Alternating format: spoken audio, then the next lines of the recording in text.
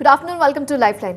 ఈ రోజు మనం ఇన్ఫర్టిలిటీ, సంతానలేమి సమస్య గురించి మాట్లాడబోతున్నాము. 49లో ఎలాంటి ట్రీట్మెంట్స్ అందుబాటులో ఉన్నాయి, ఎలాంటి కారణాల వల్ల వాళ్ళకి సంతానలేమి సమస్య వస్తుంది వివరించడానికి మనతో పాటు డాక్టర్ గ్రీష్మ గారు జాయిన్ అయ్యారు. మీకు ఎలాంటి డౌట్స్ ఉన్నా కాల్ చేసి ఆవిడతో మాట్లాడి క్లారిఫై చేసుకోవచ్చు. గుడ్ ఆఫ్టర్నూన్ అండి, వెల్కమ్ టు టీవీ స్టూడియోస్. ముందుగా ఇన్ఫర్టిలిటీకి సంబంధించి ఎలాంటి రీజన్స్, కారణాల వల్ల వాళ్ళకి ఈ సమస్య వస్తోందని మీరు గమనించారు? అంటే ఇప్పుడు మనం చూసుకున్నట్టయితే ఫీమేల్ మేల్ అనమాట, ఆల్మోస్ట్ అంటే హాఫ్. అంటే ఇప్పుడు ఫీమేల్ ఇన్ఫర్టిలిటీ అరౌండ్ 30-35% ఉంటే మనకి మేల్లో కూడా ఆల్మోస్ట్ సేమ్ అనమాట. మనం ఇంతకుముందు అంటే ఇన్ఫర్టిలిటీకి రీజన్ ఎక్కువగా ఫీమేల్ ప్రాబ్లం వల్లనే అయ్యి ఉండొచ్చు అని అనుకునే వాళ్ళం. కాకపోతే ఈ మధ్య చూస్తే ఆల్మోస్ట్ మేల్స్లో కూడా ఈక్వల్గా ఉంటుందన్నమాట ఇన్ఫర్టిలిటీకి రీజన్. సో మనకి ఏమై ఉండొచ్చు ఇన్ఫర్టిలిటీ రీజన్స్ అంటే, ఇప్పుడు ఫీమేల్లో తీసుకున్నట్టయితే మనకి ఎందుకు వస్తుంది ఇన్ఫర్టిలిటీ అంటే, మనకి నార్మల్గా ఫీమేల్ రిప్రొడక్టివ్ సిస్టంలో అంటే ఓవరీస్ అనేవి ఉంటాయన్నమాట. అంటే ఓవేరియన్ ప్రాబ్లం వల్ల కానీ, సో ఆల్మోస్ట్ ఒక 20-25% మనకి ఓవరీ ప్రాబ్లం వల్ల కూడా ఇన్ఫర్టిలిటీ, అంటే ఓవరీస్లో మనకి ఎగ్ అనేది సరిగ్గా లేకపోవడము, సో ఎగ్ అనేది సరిగ్గా రిలీజ్ అవ్వకపోవడం, ఎగ్ నెంబర్స్ అనేవి తగ్గిపోవడం, వీటి వల్ల కూడా. నెక్స్ట్ వచ్చేసి ట్యూబ్స్ అనమాట. ట్యూబ్స్లో కూడా ఏమన్నా చిన్న చిన్న ప్రాబ్లమ్స్, ట్యూబ్స్ అనేవి సరిగ్గా ఓపెన్ లేకపోవడం, లేకపోతే కంప్లీట్గా బ్లాక్ అవ్వడం. సో ఇట్లా కూడా మనం అరౌండ్ 15% అనమాట, 15% మందిలో ఇట్లాంటి ప్రాబ్లమ్స్ అనేవి మనకి చూడడం జరుగుతుంది. నెక్స్ట్ వచ్చేసి మనకి లోపల యూట్రస్ అనమాట, అంటే గర్భాశయం లోపల ఏమన్నా చిన్న చిన్న ప్రాబ్లమ్స్ ఉన్నా కూడా, అంటే కొంతమందికి గర్భాశయ పొర అనేది సరిగ్గా ఉండకపోవచ్చు, కొంతమంది గర్భాశయం అనేది కొంచెం వాపులాగా ఉండొచ్చు అనమాట, అంటే దాన్ని మనం ఎడినోమయోసిస్ అంటాం. కొంతమందికి చిన్న చిన్న పాలిప్స్ అనమాట, అంటే మనకి లోపల కొంచెం కంతుల్లాగా ఉండొచ్చు అనమాట. నెక్స్ట్ వచ్చేసి ఫైబ్రాయిడ్స్ అనమాట. సో ఇట్లా ఏ రీజన్ వల్ల కూడా మనకి అరౌండ్ 10-15% ఆఫ్ ద టైమ్స్ మనకి అంటే గర్భాశయం ప్రాబ్లమ్స్ వల్ల కూడా మనకి ఇన్ఫర్టిలిటీ ప్రాబ్లం అనేది రావచ్చు అనమాట. నెక్స్ట్ వచ్చేసి చిన్న చిన్న కారణాలు అనమాట, మిసిలేనియస్, అంటే సర్విక్స్. కొంతమందికి చూస్తామన్నమాట, సర్విక్స్ అనేది అసలు క్లోజ్డ్గా ఉంటుందన్నమాట, ఓపెన్ అనేది సరిగ్గా, అంటే ఓపెనింగ్ అనేది సరిగ్గా ఉండదన్నమాట, అంటే ఆల్మోస్ట్ బ్లాక్ లాగా ఉంటుంది, సర్వైకల్ స్టీనోసిస్ అంటాం.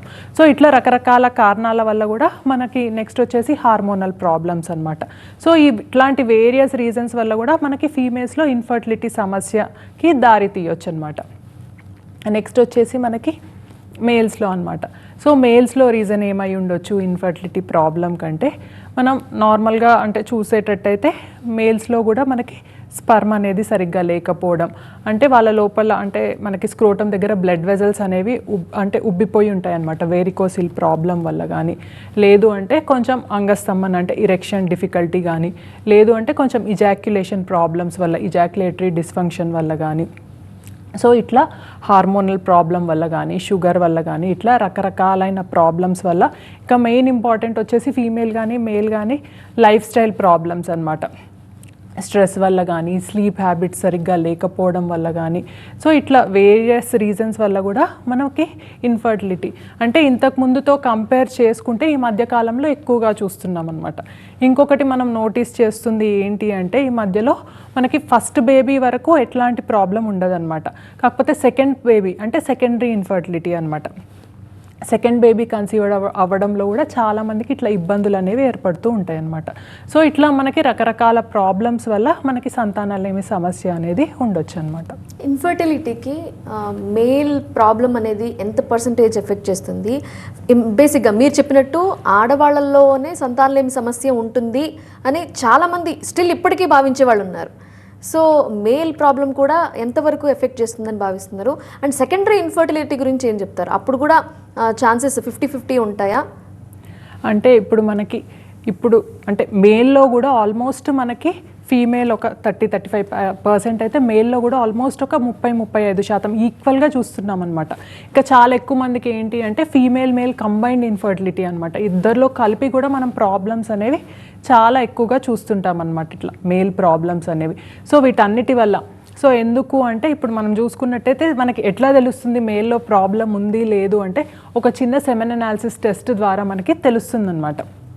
సెమెన్ అనాలిసిస్లో మనకి కౌంట్ అనేది ఫస్ట్ ఇంపార్టెంట్ అనమాట. సో కౌంట్ అనేది తగ్గిపోవడము, నెక్స్ట్ వచ్చేసి కదలికలు అనమాట. కౌంట్ మంచిగా ఉన్నా కూడా కదలికలు అనేవి తగ్గిపోవడము. సో మనకి కదలికలు అనేవి కూడా చాలా ఇంపార్టెంట్ అనమాట మనకి. ఎందుకంటే ఈ కదలికల వల్లనే మనకి స్పర్మ్ అనేది ముందుకి మనకి ప్రోగ్రెస్ అవుతా మనకి ఇది ఎగ్ని ఫర్టిలైజ్ అనేది చేయాలన్నమాట. కదలికలు తక్కువగా ఉన్న వాళ్ళకు కూడా న్యాచురల్ ప్రెగ్నెన్సీ రావడంలో ఇబ్బందులు ఉంటాయన్నమాట. నెక్స్ట్ వచ్చేసి మనకి మార్ఫాలజీ అన్నమాట. అంటే స్పర్మ్కి కూడా మనం చూసుకున్నట్టయితే హెడ్, ఇట్లా నెక్, టెయిల్ ఇవన్నీ కూడా సక్రమంగా ఉండాలన్నమాట. వీటి లోపల ఏమన్నా అబ్నార్మాలిటీస్ ఉంటే వాటిల్లో కూడా అంటే టెరటోజూస్పర్మియా అంటాం అనమాట. అంటే మార్ఫాలజీలో ఇబ్బందులు. సో ఇట్లా మనం అంటే ఇప్పుడు మనకి ఇన్ఫర్టైల్ కపుల్ ఎవరైతే చూస్తున్నామో ఆల్మోస్ట్ మనకి వచ్చే వాళ్ళలో 2-3లో ఒకళ్ళకి మనకి స్పర్మ్లో ఇబ్బందులు ఇట్లాంటివన్నీ కూడా మనం చూస్తూ ఉంటాం అన్నమాట. మనకి అండి కాలర్ ఉన్నారండి, వారితో మాట్లాడతాము. కృష్ణవేణి గారు రాజమండ్రి నుండి. నమస్తే అండి. నమస్తే అండి. డాక్టర్ గారితో చెప్పండి మీ ప్రాబ్లం. నమస్తే అండి, చెప్పండి అండి కృష్ణవేణి గారు. ఇంతకుముందు IVF చేసుకున్నా మేడం, ఫైలూర్ అయింది. ఓకే అండి. మళ్ళీ సెకండ్ టైం ఇప్పుడు హాస్పిటల్ చెకప్ అని చేయించుకుంటుంటే ఒక పక్క ఎగ్స్ అనేది క్లోజ్ అయిందన్నారు, ఒక పక్క ఎగ్స్ ఉన్నాయి కానీ సైజ్ లేవంటున్నారు మేడం. దాని ప్రాబ్లం ఏంటి, ఏం చేయాలి మేడం? అంటే ఫస్ట్ మీకు IVF అయ్యింది, ఫెయిల్ అయింది అని చెప్పారు. సో మనకి ఏంటి అంటే ఎక్కడ చేయించుకున్నారు, సో ఇవన్నీ ఇంపార్టెంట్ అనమాట. వాళ్ళు డోస్ ఎంత పెట్టారు IVFలో, సో మనకి ఫైనల్గా ఎన్ని ఎగ్స్ వచ్చాయి, అట్లాగే మనకి ఎంబ్రియోస్ అనమాట. సో మనకి ట్రాన్స్ఫర్ చేసిన ఎంబ్రియోస్ ఫ్రెష్ ట్రాన్స్ఫర్ అయ్యిందా, ఫ్రెష్ ట్రాన్స్ఫర్ అంటే మనకి ఎగ్ పికప్ అయిన తర్వాత Day 3, Day 5 దాన్ని బట్టి మనకి 3వ రోజా లేకపోతే 5వ రోజా ట్రాన్స్ఫర్ చేయడము బేబీస్, లేదు ఫ్రోజన్ ఎంబ్రియో ట్రాన్స్ఫర్ అయ్యిందా. సో మనకి ట్రాన్స్ఫర్ అయినప్పుడు లోపల పొర ఎంతవరకు పెరిగింది, సో ఎండోమెట్రియల్ థిక్నెస్ ఎట్లా ఉంది, సో ఇవన్నీ కూడా ఇంపార్టెంట్ అనమాట. అట్లాగే మేల్స్లో స్పర్మ్ పారామీటర్స్ ఎలా ఉన్నాయి, సో ఇవన్నీ చూసుకోవడం ఇంపార్టెంట్. దాన్ని బట్టి మనకి అంటే ఒక ఇది కంక్లూజన్ అనేది వస్తుందన్నమాట. అంటే IVF అనేది దేనివల్ల ఫెయిల్ అయ్యి ఉండొచ్చు, మనకి ఎగ్ క్వాలిటీ సరిగ్గా లేక ఫెయిల్ అయిందా, లేదు లోపల ఎండోమెట్రియం ఏమన్నా చిన్న ప్రాబ్లం ఉండి ఫెయిల్ అయిందా, లేదు అన్ఎక్స్ప్లెయిన్డ్ రీజన్స్ ఏమన్నా ఉన్నాయా IVF ఫెయిల్ అవ్వడంలో అని చెప్పేసి. నెక్స్ట్ దాన్ని బట్టి మనకి అంటే నెక్స్ట్ ఎట్లా ముందుకెళ్తే ఇంకా నెక్స్ట్ IVFలో సక్సెస్ అనేది ఎక్కువ ఉంటుంది అనేది ప్లాన్ చేసుకోవడానికి ఉంటుందండి. సో మళ్ళీ తర్వాత స్కాన్ చేసినప్పుడు మనకి ఎగ్ నెంబర్స్ అనేవి ఎట్లా ఉన్నాయి, ఎగ్స్ మూసుకుపోవడం అట్లా ఏమీ ఉండదమ్మా. ఫస్ట్ మనకి ఎగ్స్ అనేవి ఎన్ని కనిపిస్తున్నాయి అనేది ఇంపార్టెంట్ అనమాట. అది కూడా స్కాన్ ఏ టైంలో చేయాలి అంటే Day 2 కానీ, అంటే ఈరోజు పీరియడ్ వచ్చిందనుకోండి, రేపు కానీ ఎల్లుండి కానీ, Day 2 కానీ Day 3 కానీ. సో యాంట్రల్ ఫాలికల్ కౌంట్ అనమాట. సో స్కాన్ చేసినప్పుడు అసలు మనకి ఎగ్ నెంబర్స్ అనేవి ఎన్ని ఉన్నాయి అనేవి ఇట్లా మనం చూడడం జరుగుతుందన్నమాట. సో దాన్ని బట్టి మనకి ట్రీట్మెంట్ అనేది చెప్తారు. సో IUI బెటర్ అంటారా, IVF? 39లో ఎలాంటి ట్రీట్మెంట్స్ అందుబాటులో ఉన్నాయంటారు? ఇప్పుడు మనకి ఏంటి అంటే ఫర్టిలిటీ సెంటర్ అనగానే వెళ్ళగానే అంటే IVF IUIయో చెప్తారు అట్లా అనేది ఒకటి ఉంటుందన్నమాట, అపోహ అనేది. సో ఇప్పుడు మన దగ్గర ఏంటి అంటే ఫస్ట్ ఒక కపుల్ వస్తే అంటే వాళ్ళది హిస్టరీ, డీటెయిల్డ్ ఎగ్జామినేషన్ అది చేసి, నెక్స్ట్ ప్రీవియస్ హిస్టరీ, ప్రీవియస్ ఏ ట్రీట్మెంట్స్కి వెళ్ళారు ఇవన్నీ చూసి, నెక్స్ట్ వాళ్ళ ఇన్వెస్టిగేషన్స్ ఏమున్నాయి ఇవన్నీ కూడా డీటెయిల్డ్గా స్టడీ చేసి, వాళ్ళకి ఏంటి అంటే పెళ్ళయి తక్కువ టైం అవుతుంది, ముందుగా పెద్దగా ట్రీట్మెంట్స్ ఏం అవ్వలేదు అన్నప్పుడు వాళ్ళకి ఏంటి అంటే అంత బేసిక్ ఇవాల్యుయేషన్ చేసుకొని స్కాన్ చేసి అంతా బాగుంది, హస్బెండ్లో కూడా కణాలు బాగున్నాయి అన్నప్పుడు న్యాచురల్గా అంటే చిన్న పద్ధతిలోకి వెళ్ళండి అని చెప్తామన్నమాట. చిన్న పద్ధతులు అంటే ఏంటి అంటే నార్మల్గా ఎగ్ పెరగడానికి మెడిసిన్స్ అనమాట. అంటే ఓవ్యులేషన్ ఇండక్షన్ టాబ్లెట్స్ అనేవి ఇచ్చి 5 days, దాని తర్వాత మళ్ళీ పీరియడ్ ఇంకా మనం Day 10 అట్లా పీరియడ్ అయిపోయిన తర్వాత ఒకసారి వచ్చి ఫాలిక్యులర్ స్టడీ స్కాన్ చేసుకొని సో ఏ టైంలో కలిసి ఉండాలి అనేది చెప్పడం జరుగుతుందన్నమాట. నెక్స్ట్ వచ్చేసి మనకి ఇంకా వేరే ప్రాబ్లమ్స్ ఉన్నాయి, సెమెన్లో కొంచెం అబ్నార్మాలిటీస్ ఉన్నాయి, లేదు కణాలు తక్కువ ఉన్నాయి, ఆల్రెడీ వాళ్ళు న్యాచురల్గా అంటే చాలా మంత్స్ ఇట్లా మెడిసిన్ తీసుకొని ట్రై చేశారు, ఆల్మోస్ట్ మోర్ దాన్ 6 months అయిపోయింది. సో ఇంకా అట్లాంటి వాళ్ళకి ఏంటి అంటే ఇంకా టైం అనేది వేస్ట్ చేయకుండా మనం వేరే ట్రీట్మెంట్స్ అనమాట, IUI ట్రీట్మెంట్స్ కానీ ట్యూబ్స్ అనేవి ఓపెన్ ఉన్నప్పుడు ఆ పద్ధతి చేసుకోండి, సక్సెస్ అనేది ఎక్కువగా ఉంటుంది అని చెప్తామన్నమాట. నెక్స్ట్ వచ్చేసి మనకి ఇంకా పెద్ద ట్రీట్మెంట్స్ ఎవరికి అవసరము అంటే అసలు ట్యూబ్స్ అనేవి మొత్తం బ్లాక్ అయిపోయాయి, ట్యూబ్స్ అనేవి అసలు ఓపెన్ అనేవి లేవు, నెక్స్ట్ వచ్చేసరికి ఐయుఐ పద్ధతి కూడా ఆల్మోస్ట్ 2 సైకిల్స్ 3 సైకిల్స్ ఫెయిల్ అయిపోయింది. సో నార్మల్గా మనం అన్నీ చేసినా కూడా ఐయుఐ పద్ధతిలో మనకి 10-12% మాత్రమే సక్సెస్ రేట్ అనేది ఉంటుందన్నమాట. సో అట్లాంటి వాళ్ళకి నెక్స్ట్ మనకి కణాలు ఫీమేల్లో కానీ మేల్లో కానీ చాలా తగ్గి ఉన్నాయి కణాలు. సో ఇట్లా వాళ్ళకి మనం ఏం చెప్తాము అంటే అడ్వాన్స్డ్ ట్రీట్మెంట్స్కి వెళ్ళండి ఐవీఎఫ్కి. సో సక్సెస్ రేట్ అనేది ఎక్కువగా ఉంటుంది, బేబీతో వెళ్ళే ఛాన్స్ ఎక్కువగా ఉంటుంది అని చెప్తామన్నమాట. సో మనకి వచ్చే కపుల్ని బట్టి వాళ్ళ హిస్టరీని బట్టి సో వాళ్ళ డీటెయిల్డ్ ఇవాల్యుయేషన్ని బట్టి స్కాన్ని బట్టి మనం ఈ ట్రీట్మెంట్కి వెళ్ళండి అని సజెస్ట్ చేయడం అనేది జరుగుతుందండి. కానీ కొన్ని కేసెస్లో మీరు చెప్తున్నట్టుగా ఎలాంటి డయాగ్నోసిస్ ప్రొసీజర్లో బయటపడలేదు, బట్ వాళ్ళకి కన్సీవ్ కావట్లేదు, అప్పుడు ఏం చేస్తారంటారు? సో అంటే మనకి రీజన్ అనేది తెలియట్లేదు. అంటే లేడీలో మనం స్కాన్ చేసినప్పుడు ఎగ్ అనేది బాగానే పెరుగుతుంది, ఓవ్యులేషన్ అనేది కూడా మనం చూస్తాము. సో ట్యూబ్స్ కూడా ఓపెన్ ఉంటాయి. మనకి మేల్లో కూడా సెమెన్ అనాలిసిస్ చేస్తే అంతా బాగుంటుంది. సో అయినా కూడా కపుల్ మనకి కన్సీవ్ అవ్వలేకపోతుంటారు. దీన్ని మనం అన్ఎక్స్ప్లెయిన్డ్ ఇన్ఫర్టిలిటీ అంటాం అనమాట. సో ఈ అన్ఎక్స్ప్లెయిన్డ్ ఇన్ఫర్టిలిటీ అనేది కూడా ఆల్మోస్ట్ 30-35% కపుల్స్లో మనం చూస్తుంటాం. సో దీనికి ఏంటి అంటే మనకి రీజన్స్ అనేవి అంటే మనకి అన్ఎక్స్ప్లెయినబుల్ రీజన్స్ అనమాట. అంటే మనకి అంతు చిక్కదనమాట. ప్రాబ్లం ఏముండొచ్చు అంటే మనకి ఎగ్ స్పర్మ్ ఫర్టిలైజేషన్లో ప్రాబ్లం అయ్యి ఉండొచ్చు. సో దాంతో పాటుగా మనకి ట్యూబ్ అనేది ఓపెన్ ఉన్నా కూడా అది ఎగ్ అనేది తీసుకోలేకపోవచ్చు. కొన్నిసార్లు ఏమవుతుంది మనకి ఇట్లా లోపల ఎండోమెట్రియోసిస్ అనమాట. అంటే ఎండోమెట్రియోసిస్ అంటే లోపల మనకి యూట్రస్లో ఉండాల్సిన ఎండోమెట్రియం అనే పొర ట్యూబ్స్ పైన కానీ ఓవరీ పైన కానీ ఇట్లా లోపల ఎక్కడైనా అబ్డామిన్లో పెరిటోనియం పైన కానీ ఉంటే దాన్ని ఎండోమెట్రియోసిస్ అంటారనమాట. సో దీనివల్ల కూడా ఏమవుతుంది మనకి అతుకులు అనేవి ఏర్పడిపోతాయి అన్నమాట. దానివల్ల మనకి ట్యూబ్ నార్మల్గా ఎప్పుడు అంటే ఓవరీ పైన ఉంటే మాత్రమే ఆ ఫింబ్రియల్ ఎండ్ మనకి ఎగ్ అనేది రిలీజ్ అయినప్పుడు ట్యూబ్ అనేది అందుకోవడం జరుగుతుందన్నమాట. సో మనకి ఇట్లా ట్యూబో ఓవేరియన్ రిలేషన్షిప్ అనేది దెబ్బతిన్నప్పుడు కూడా మనకి ట్యూబ్లో వెళ్ళడం అనేది జరగదన్నమాట ఎగ్. సో ఇట్లా మనకి తెలియని రీజన్స్ వల్ల ప్రెగ్నెన్సీ అందకుండా ఉంటుందన్నమాట. సో వీళ్ళ అన్ఎక్స్ప్లెయిన్డ్ ఇన్ఫర్టిలిటీలో ఏంటి అంటే మనం ఏం చెప్తాము అంటే ఎన్నో సైకిల్స్ ట్రై చేసినా ప్రెగ్నెన్సీ అవ్వట్లేదు అంటే యూజువల్గా మనకి మ్యారీడ్ లైఫ్ అనేది లెస్ దాన్ 5 years ఉన్నప్పుడు ఐయుఐలో మనకి కొంచెం సక్సెస్ అనేది చూడొచ్చు అనమాట ఈ అన్ఎక్స్ప్లెయిన్డ్ ఇన్ఫర్టిలిటీ ఉన్న వాళ్ళల్లో. సో వాళ్ళకి ఏం చెప్తాము అంటే టైం అనేది వేస్ట్ చేసుకోకుండా, ఎందుకంటే మళ్ళీ మనకి టైం గడిచే కొద్దీ మనకి ఐయుఐ ప్రాసెస్లో కూడా మనకి సక్సెస్ అనేది తగ్గిపోతూ ఉంటుందన్నమాట. సో అట్లాంటి వాళ్ళని ఐయుఐ చేసుకోండి. సో ఐయుఐలో కూడా మనకి 2 సార్లు ప్రయత్నం చేశాము 3 సార్లు ప్రయత్నం చేశాము అయినా కూడా మనకి సక్సెస్ అవ్వలేదు అంటే నెక్స్ట్ ప్రాసెస్ మనకి టెస్ట్ ట్యూబ్ బేబీ పద్ధతికి వెళ్ళండి అని చెప్తామన్నమాట. దీంట్లో ఏంటి అంటే మనం డైరెక్ట్గా అన్నీ బయటే చేస్తామన్నమాట. అంటే ఎగ్ మనం బయటికి తీసి చూస్తాము ఎట్లా ఉంది అనేది. దాని తర్వాత మనకి ఫర్టిలైజేషన్ ప్రాబ్లము ట్యూబ్ ఓపెన్ ఉండాల్సిన అవసరం లేదనమాట. ఎందుకంటే మనం ఇక్సీ ప్రాసెస్ ద్వారా ఎగ్ స్పర్మ్ని మనమే కలుపుతాం కాబట్టి మనమే ఒక బేబీని అంటే డే 5 వరకు బేబీని మనమే కల్చర్ చేసి ఫామ్ అయిన డే 5 బేబీని మనమే ఎక్కించడం అనేది జరుగుతుంది కాబట్టి ఐవీఎఫ్ పద్ధతిలో మనకి సక్సెస్ అనేది ఎక్కువగా ఉంటుందన్నమాట. సో ఐవీఎఫ్ ట్రీట్మెంట్ తీసుకున్నప్పుడు చాలా జాగ్రత్తగా ఉండాలంటారా? అసలు నడవకూడదు ఇలాంటివి ఉంటాయి కదా, మీరేం చెప్తారు? సో అంటే ఇట్లా చాలామంది డౌట్స్ ఎక్స్ప్రెస్ చేస్తూ ఉంటారు. ఎందుకంటే మేము చూస్తూ ఉంటాం అనమాట. ఆల్మోస్ట్ వర్కింగ్ ఉమెన్ అనే వాళ్ళు చాలామంది వస్తూ ఉంటారు. అంటే మరి వాళ్ళు జాబులు చేసుకుంటా ఐవీఎఫ్ ప్రొసీజర్కి వెళ్ళొచ్చా అని అడుగుతూ ఉంటారు. సో జాబ్కి ఏమన్నా అంటే మొత్తం ఇది జాబ్ వదిలేయాలా లేదు అంటే లీవ్ పెట్టుకోవాలా అంటే నార్మల్గా ఏం చెప్తాము అంటే వర్క్ హిండ్రెన్స్ అనేది ఏది ఉండదన్నమాట మనం ఐవీఎఫ్ స్టార్ట్ చేస్తే. ఎందుకంటే మనం ఇచ్చే ఇంజెక్షన్స్ కూడా చిన్న ఇంజెక్షన్స్ అనేవి ఇస్తామన్నమాట. అంటే మనకి జస్ట్ నీడిల్ ప్రిక్ ఎట్లా ఉంటుందో అట్లానే ఉంటుందన్నమాట. సో వాళ్ళు జాబ్ అనేది కంటిన్యూ చేస్తా కూడా మన దగ్గర వచ్చి ఆల్మోస్ట్ మనకి 8-10 days ఉంటాయి ఇంజెక్షన్స్ అనేవి తీసుకొని మధ్యలో స్కాన్ చేస్తూ ఉండొచ్చు అనమాట. సో మనకి ఏంటి అంటే ఎగ్ పికప్ ఒక్కరోజు వాళ్ళని లీవ్ పెట్టుకోండి అని చెప్తాం అనమాట. ఎందుకంటే అది మత్తిచ్చి చేసే ప్రొసీజర్ కాబట్టి కొంచెం లీవ్లో ఉండండి అని చెప్తాం అనమాట. సో ఆ తర్వాత మళ్ళీ వాళ్ళు ఎగ్ పికప్ అయిపోయిన తర్వాత నెక్స్ట్ వచ్చేసి అంటే వాళ్ళ ఎనస్థీసియా నుంచి బయటపడిన తర్వాత ఆ నెక్స్ట్ డేనే వాళ్ళ వర్క్ అనేది రెజ్యూమ్ చేసుకోవచ్చు. కాకపోతే ఏంటి అంటే మనకి ఎగ్ పికప్ అనేది దగ్గరగా వచ్చినప్పుడు కొంచెం ఓవరీస్ మనకి పీసీఓ అంటే ఎగ్స్ ఎక్కువగా ఉన్న వాళ్ళకి ఓవరీస్ కొంచెం హెవీగా అవుతాయి, బ్లోటింగ్ సెన్సేషన్ వస్తుంది కాబట్టి వాళ్ళని కొంచెం ట్రావెలింగ్ కానీ కొంచెం తగ్గించండి, మెల్లగా వెళ్ళండి, జర్కీ మూమెంట్స్, జంపీ మూమెంట్స్ అట్లా లేకుండా చూసుకోండి అని అడ్వైస్ చేస్తామన్నమాట.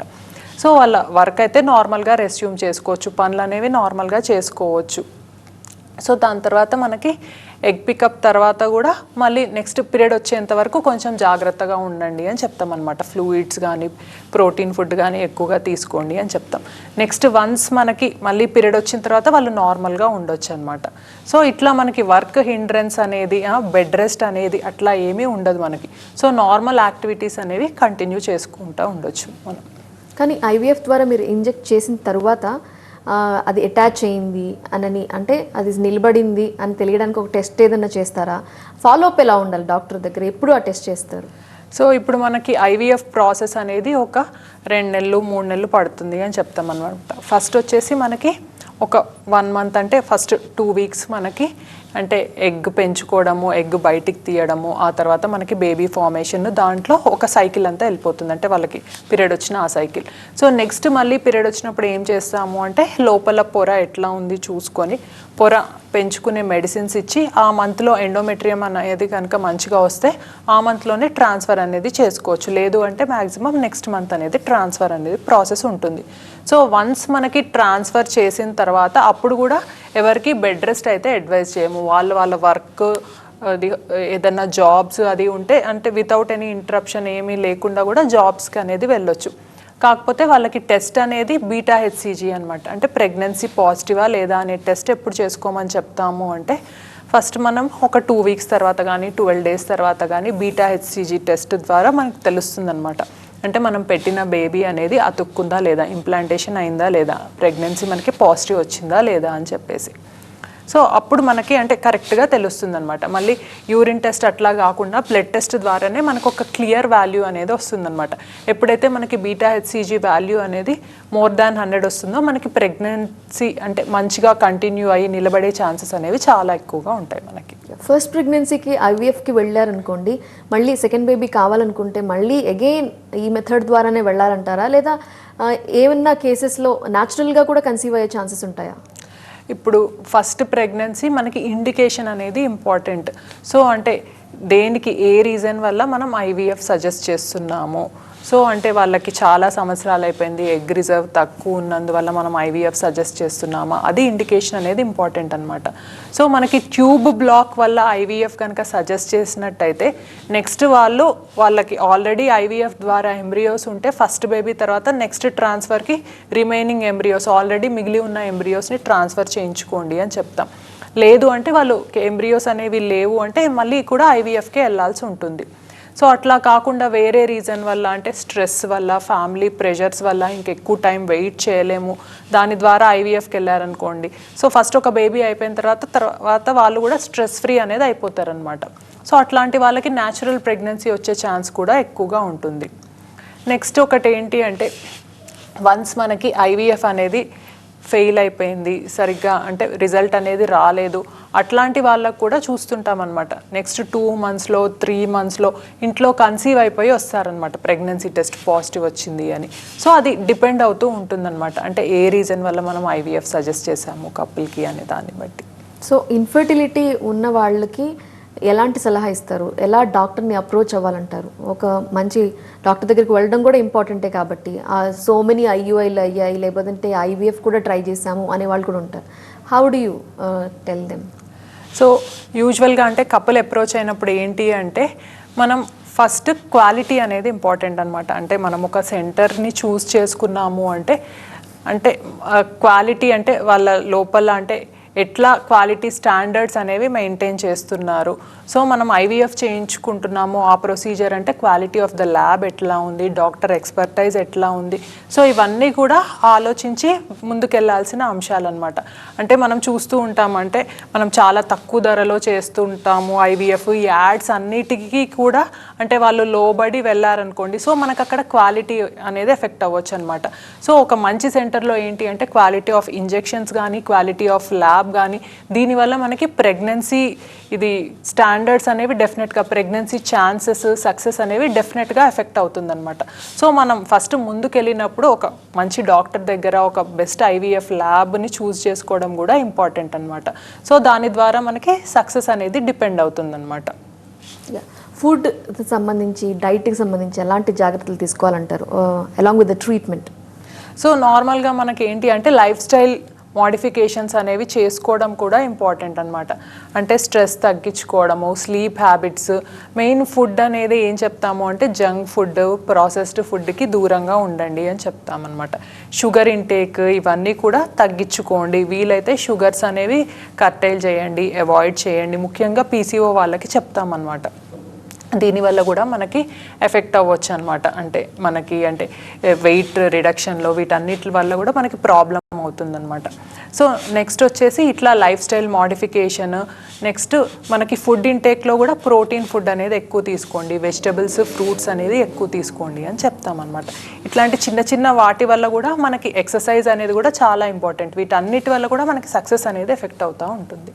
రైట్ అండి, థ్యాంక్ యూ సో మచ్ అండి. ఇన్ఫర్టిలిటీకి సంబంధించి ఎలాంటి ట్రీట్మెంట్ మెథడ్స్ ఉన్నాయి 39లో, వాళ్ళు ఎలాంటి జాగ్రత్తలు తీసుకోవాలి, ఎలాంటి ఫుడ్ తినాలి వివరించడం థ్యాంక్ యూ సో మచ్ అండి. సో ఇది వాళ్ళ లైఫ్ లైన్ అప్డేట్స్ కొనసాగుతాయి. చూస్తూనే ఉండండి TV9.